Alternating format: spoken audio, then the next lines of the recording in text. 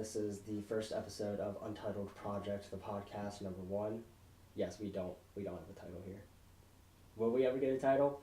Who knows? Anyway, today joining me is my good pal Austin. Say hi. Hello. Today we're gonna be talking about stuff. We're not sure yet because we couldn't make up our minds about what we wanted to do. You're not supposed to tell them that. Well, I have to explain to the audience about certain things.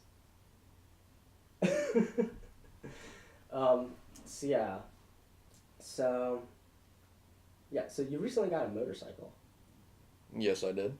Okay, now, I don't know anything about motorcycles, but I definitely know the difference between something like, what I would call, like, a chopper versus something I would call a street bike. And you have a street bike. Both of them are considered street bikes. Because the difference is street bike and off-road bike. So they're both street bikes. So you mean a street bike and a dirt bike? I'm talking about... You know the difference between a chopper and a sport bike. I got a sport bike.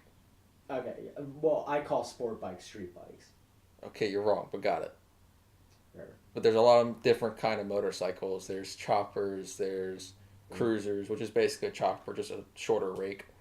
The rake is how far out the wheel is from the base. Oh, yeah, you got them, you're like leaning back and then you have them like handlebars. The monkey bars or ape hangers. Sure, yeah. That. There's also naked bikes, which is like my bike, but it's a more upright seating position and there's no fairings on the bike. So you can see like the whole engine and the frame and all that. Oh, that's interesting. There's also stuff like scramblers, which is originated in England, I believe, and they used them to race from one side of their tiny little island to the other side of their tiny little island on dirt roads, and it became a huge national sport. They died out, I think, somewhere in like the 70s, and now they're gaining back popularity because Ducati has the Ducati Scrambler, Triumph's coming out with a Scrambler, or they have one. So they're gaining more popularity, and then there's also like cafe racers, which are really kind of like around the town bikes. And they got it's really... like a scooter. No.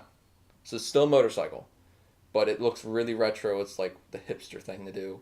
And the handlebars are really low slung. So like you're kind of sitting on it more or less like a sport bike, but it's nothing like a sport bike. And most of the time they're hack jobs. It's like a Vespa. Sure. That's a scooter. If you say so. I don't know scooters. My mom had one for years and years and years. And geez, freaking watching her ride that thing around was definitely an interesting thing to watch. But yeah, so that's definitely interesting in how you have a motorcycle. Now, you told me that you took out a loan for it, which I find pretty interesting because I wouldn't necessarily agree with that. The reason I took out a loan was because the bike was on sale for $2,200 off. So MSRP for the bike normally is about $6,200, $6,300. Mm-hmm. It was on sale for $43 at Pete Cycles. Okay. So taking out a loan, I took out a $5,000 loan and paid the rest of it offhand because like out the door, of course, you got dealer fees and all that stuff. Right. It bumped the bike up to about $57, $62. Mm-hmm. So I took a $5,000 loan out. Right. With my bank, and I got a 7% interest rate. Mm-hmm. Right. So overall, with difference between waiting and buying the bike at normal value and on sale, I'm actually saving about $500 to $1,000 because my interest rate, because I got a loan of 4 years. Right. Interest is only going to be about $500, $600 on it. So, how much like monthly would you end up like paying it off? My monthly payment is around $130. Okay. I mean, the only reason why I wouldn't agree with like taking out a loan, especially if you're getting a motorcycle, is I was talking to somebody about this, and they brought up a good point to where it's like if you're to take out a loan and buy a motorcycle versus taking out a loan and buying a car, because with a car you can drive that all year round. You can't do that with a motorcycle. However, during the wintertime, you're not going to ride in the wintertime. Who says I won't? You're not going to. Who says I won't?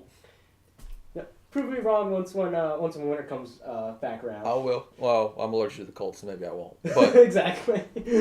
but the point is like, with the car, you're going to be paying that year round, and you're going to be using it year round. But on the other hand, with the motorcycle, you're not really going to be riding during the winter time, but you're still going to be paying it off, even though you're not using it. If that makes any sense. But you see, I already have 2 cars, right? Right. Both of them are paid off. One of them is a sports car, so I can't really use it.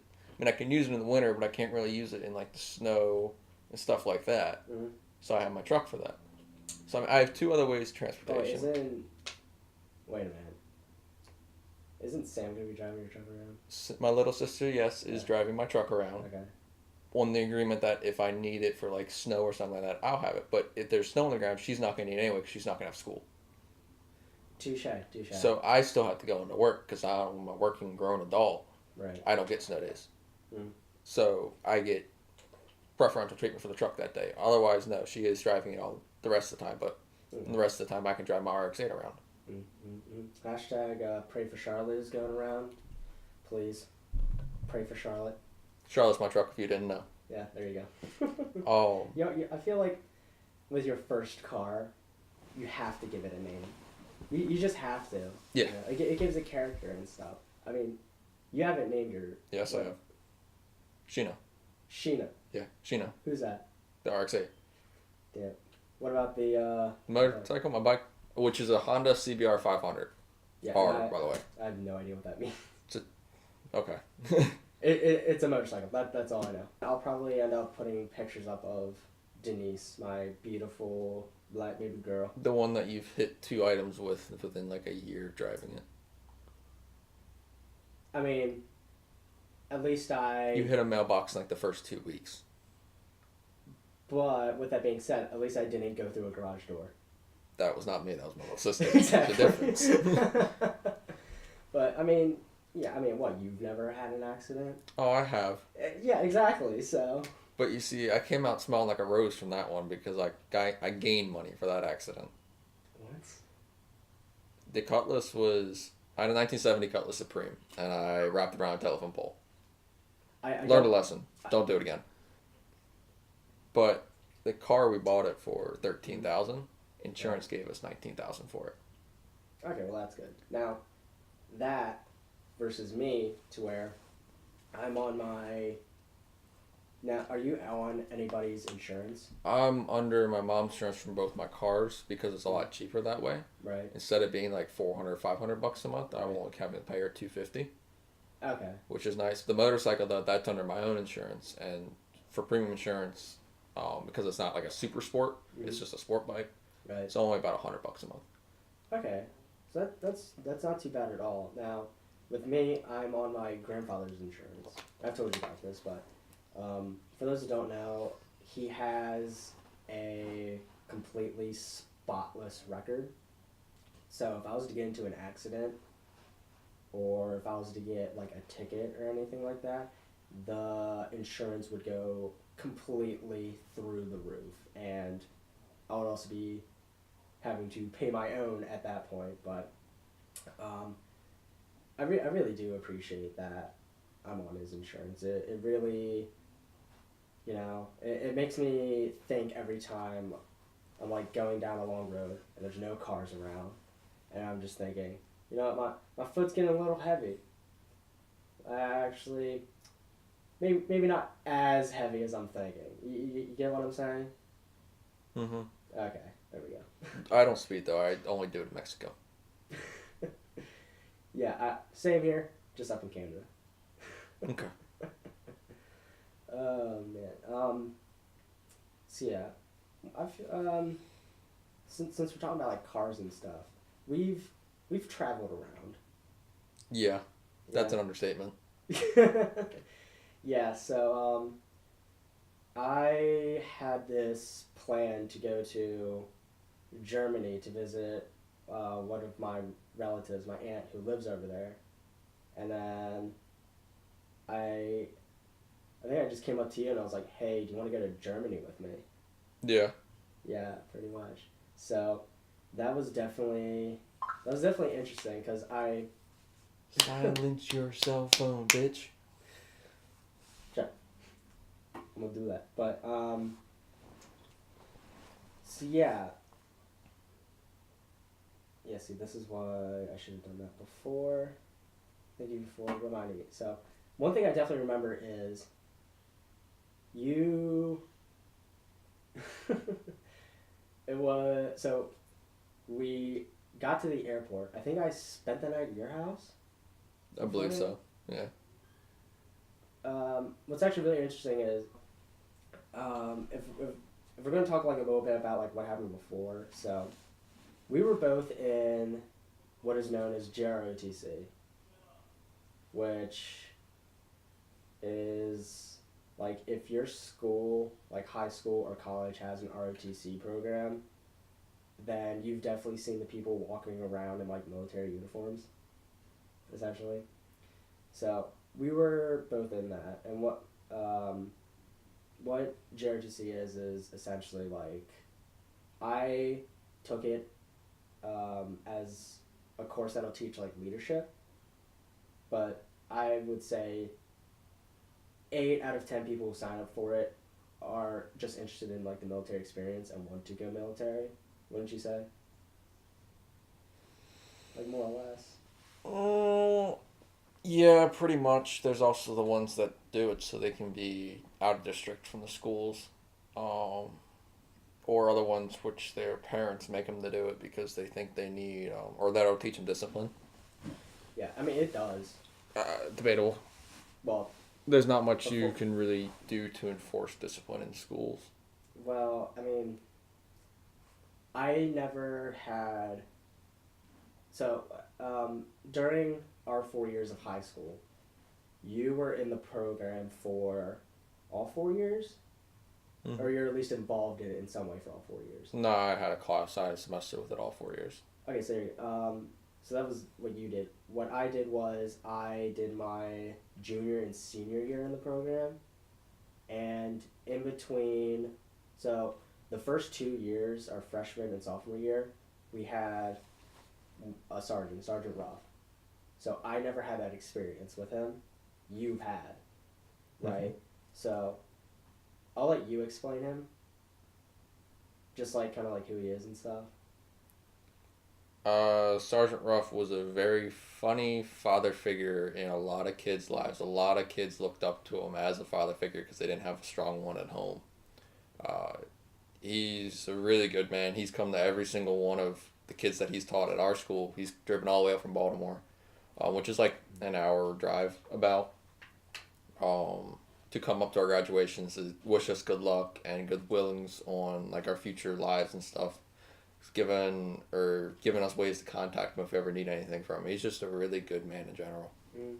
So yeah, I've definitely heard some stories, but what I've gotten like the most what would I say, impression?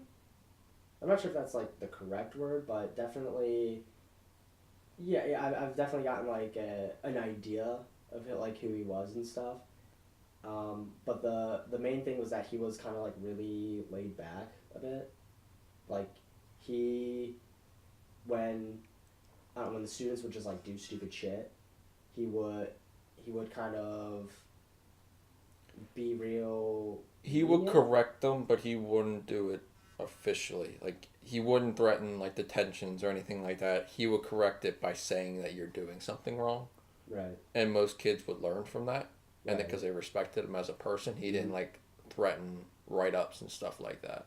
Right. Which is probably a much better way to deal with troublemakers in high school because they already get detention anyways. Right. Yeah.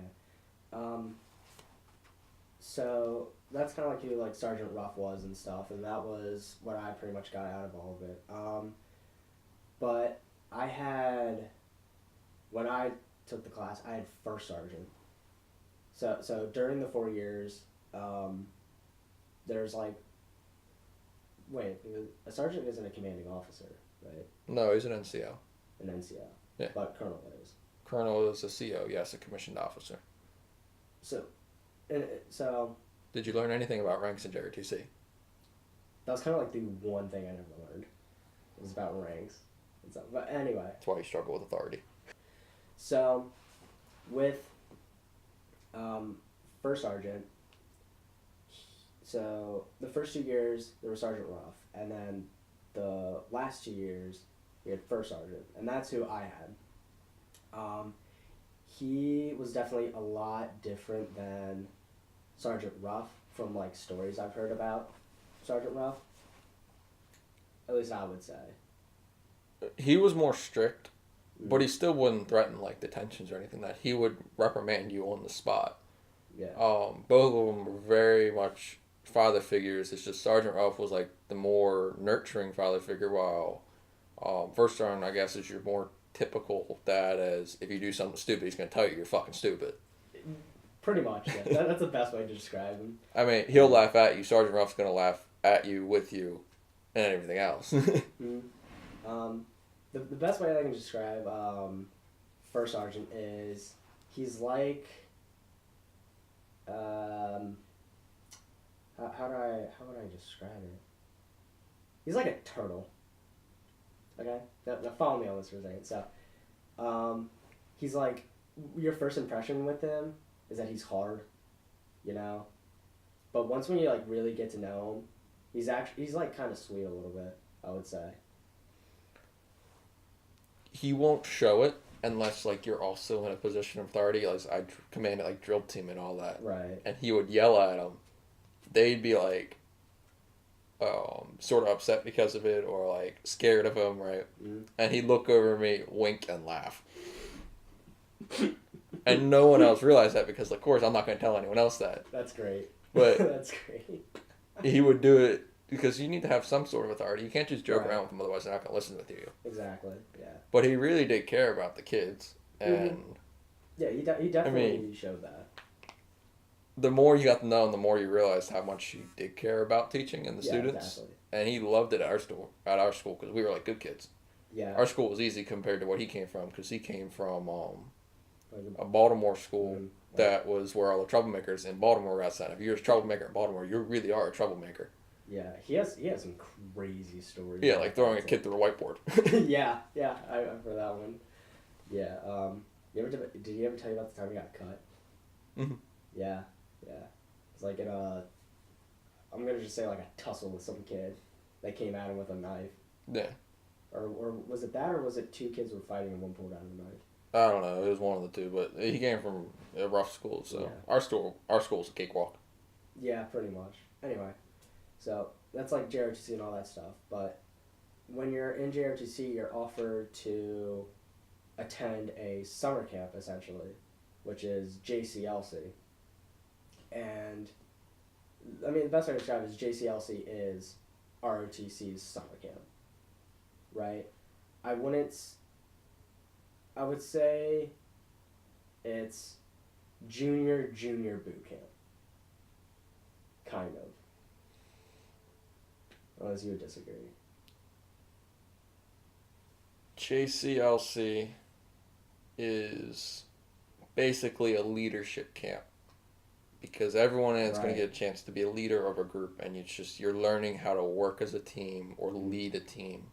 Right. So I wouldn't even say it's boot camp, because it wasn't really that even strenuous. It's just the bonds you form in it just over a week can be pretty tight. I mean, yeah, I definitely remember after that, and because I went my junior year, and they don't offer it when you're when you're a senior, so I only got to go once. But once when that week ended, I was like, if I'm able to go again, I would do it in a heartbeat. But at the same time, my senior year, I went to the Career Tech Center. It's where you can go and learn like trades and stuff like that. Like you can go there and learn like culinary. And it's where you learn which end of a microphone is the one that absorbs noise. Exactly. Like I know exactly how that microphone works, and there's different microphones and all that stuff. But anyway, so you can like go there and learn a trade. Like they have a carpentry class. They have like I already said, culinary. I don't want to say hair cutting because that's not it, but like hair cutting, that sort of stuff. Hairstyle. hairstyling, stuff like that. But there's a specific word for it. I just can't think of it. But yeah, you can. I went there to learn video production. So you're welcome, people who are either listening or watching this. Yeah, he's got off with it. It's fine. He didn't learn anything. Says yeah. I know the fluffy thing on the microphone so it doesn't have wind noise. That is true. It also has more use than just that. Looking like a fluffy thing, yes. Got it. Continue on. Well, you've never seen a dead cat. You don't know what that is. It's the big fluffy thing with all the fur on it. Exactly. Yeah, that's what it's nicknamed. It's like, yeah. Can you grab one of those microphones, an XLR cable, the boom handle, and a dead cat? That's just what we call it.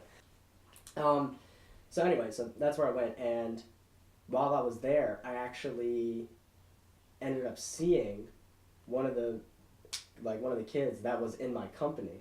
Mm-hmm. Like, I just saw him, and I was like, holy shit. So I go up to him, and I was like, hey man, and he was like, oh my god.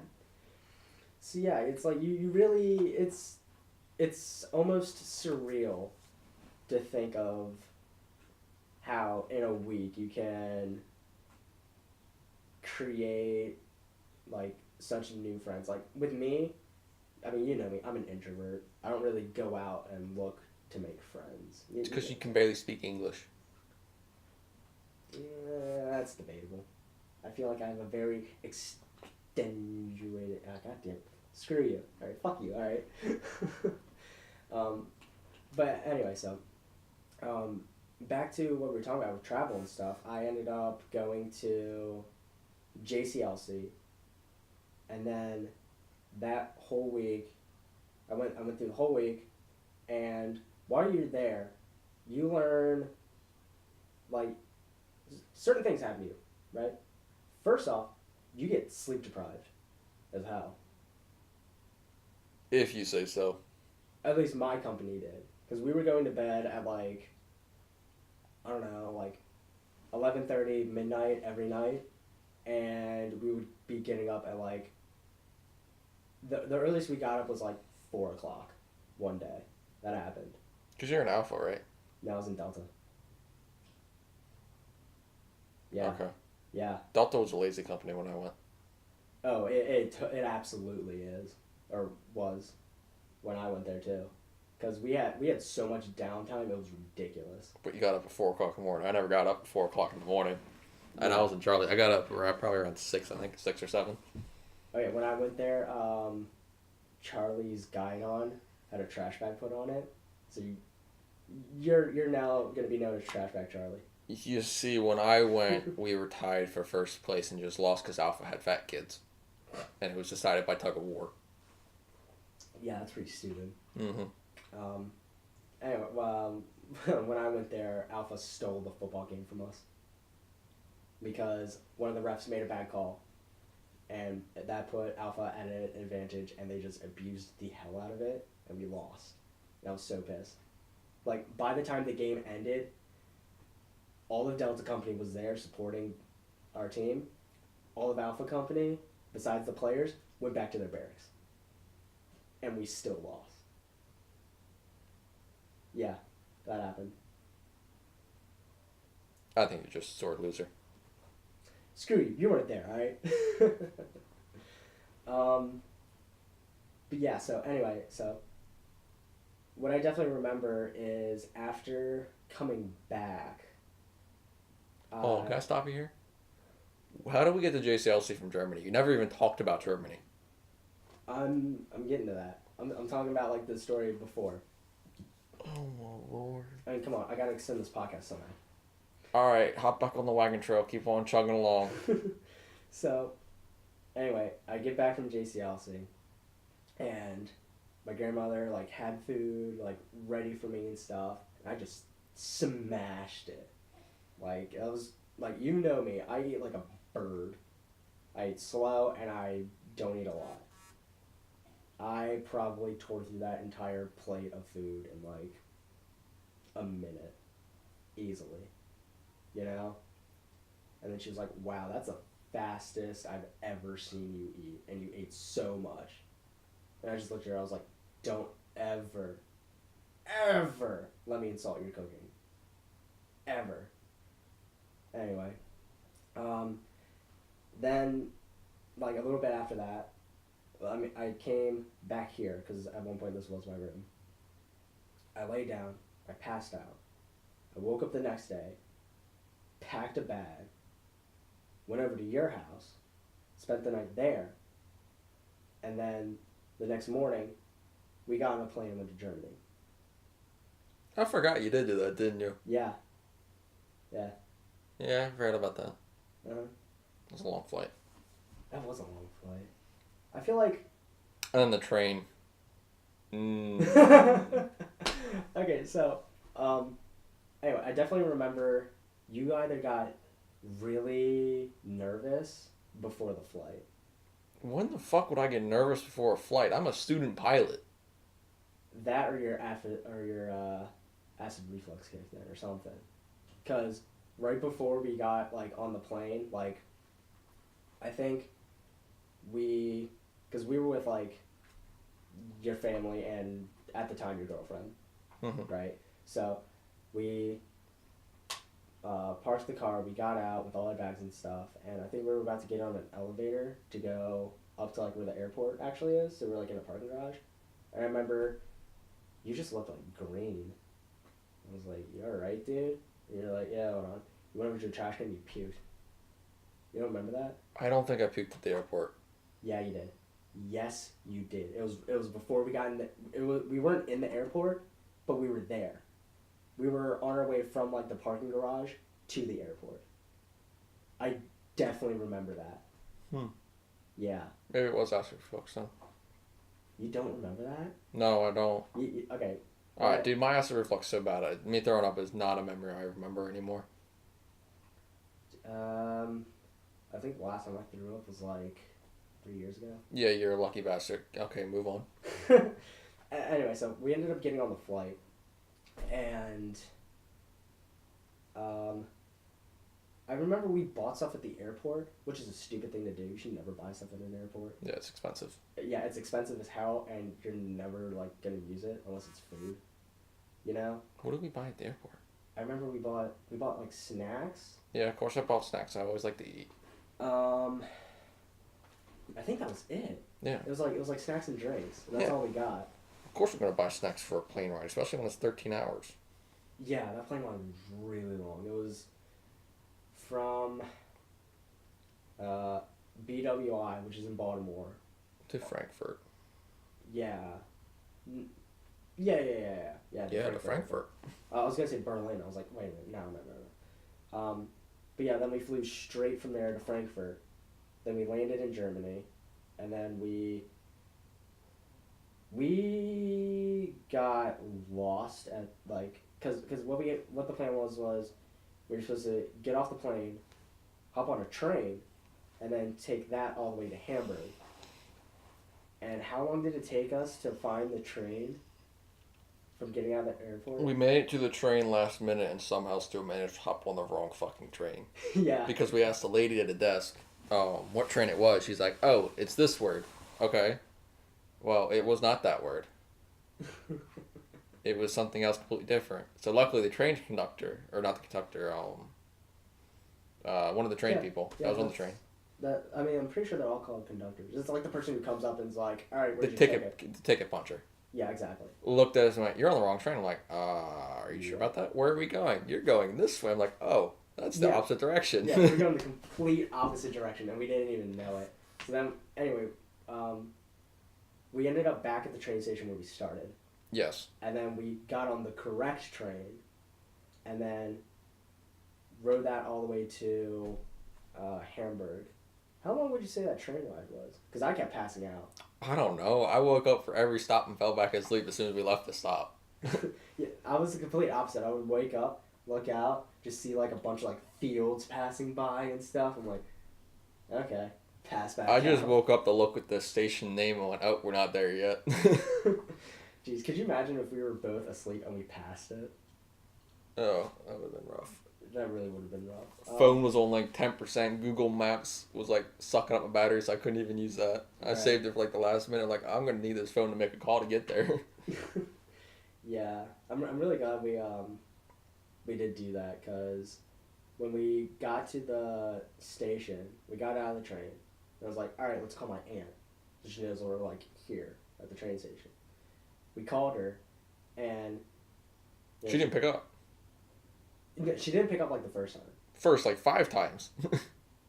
First couple of times, but eventually she ended up picking up, and she was like, hello?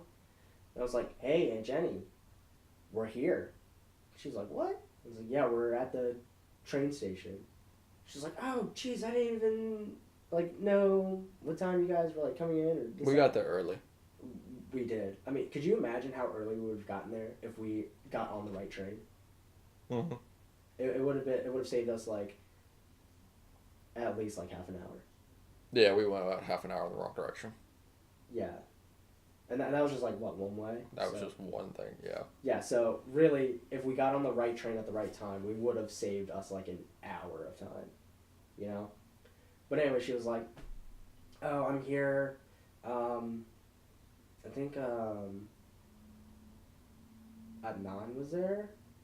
Wait, you never met the boys. No. Which, I mean, to this day I still don't understand, but whatever. Next time we're putting our phones on silent. No. I'm not sure about that, but that will definitely pick that up. It's fine. 100%. It means I have friends. Darkness, so yeah, we'll continue that story at some other point if we remember. This is no. You're shaking your head no. We won't remember. We probably won't. But yeah, this is the first episode of Untitled Project, the podcast. Another dismal failure. Shut up, you know that. We'll see. So, at first, I'd like to thank you, Austin, for taking time out of your day to come on and join me. What is that? Did you just mouth help me? No. No? Okay. But yeah, I'd like to thank you for coming on this. You're very not welcome. Yeah, okay, fuck you too. I'd also like to thank my grandparents for allowing this. I'd also like to thank you, the person who's either watching or listening to this. Run away. It really does mean a lot that you will actually take time out of your day as well to sit through whatever the hell this was. A clusterfuck. Thank you and have a good one. Signing off.